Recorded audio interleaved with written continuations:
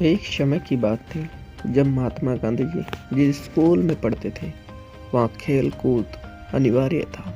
यदि कोई विद्यार्थी खेल कूद के समय मैदान में उपस्थित नहीं होता था तो उसे जुर्माना देना पड़ता था। गांधी जी को खेल कूद में अधिक रुचि नहीं थी, फिर भी वे नियमित रूप से खेल कूद के लिए समय पर मैदान में पहुंच जाते थे। उन दिनों समय देखने के लिए घड़ियां काफ़ी ही कम थी,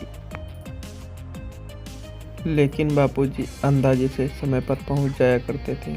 एक दिन गांधी जी अपने पिता की सेवा में लगे हुए थे। जब वे स्कूल पहुंचे तो काफ़ी देर हो चुकी थी। खेल कूद का समय निकल गया था। गांधी जी ने देखा कि खाली मैदान है, तो वे अपनी कक्षा में लौट आए। अगले दिन जब अध्यापक को पता चला कि गांधी जी स्कूल में आए थे और सेवा में लगे हुए थे, उस दिन आसमान में बादल छाए हुए थे, इसलिए समय का अंदाज़ा नहीं हो पा रहा था। जब वे स्कूल पहुंचे तो काफ़ी देर हो चुकी थी। खेल कूद का समय निकल गया था। गांधी जी ने देखा कि मैदान खाली है। वे अपनी कक्षा में लौट आए।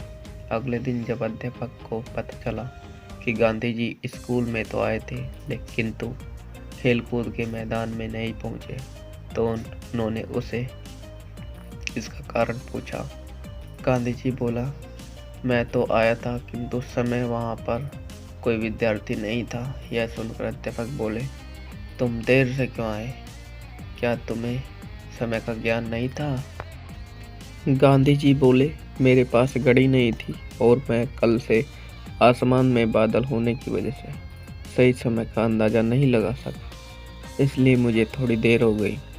उत्सव व्यक्ति को अपने जीवन में मूल्यांकन का अवसर प्रदान करना करते, किंतु अध्यापक गांधी जी की बात से सहमत नहीं हुए और उन्हें लगा कि गांधी जी झूठ बोल रहे हैं, इसलिए उन्होंने उन पर 2 आने का जुर्माना लगाया। गांधी जी को जुर्माना की बात सुनकर रोना आ गया कि अध्यापक ने उन्हें झूठा समझाकर जुर्माना लगाया है।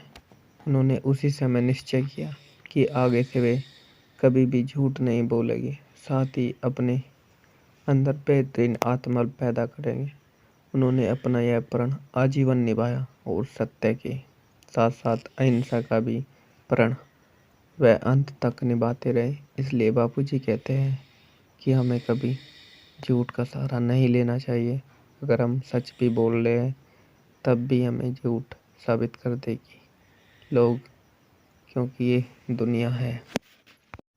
इस कहानी से तात्पर्य मिलता है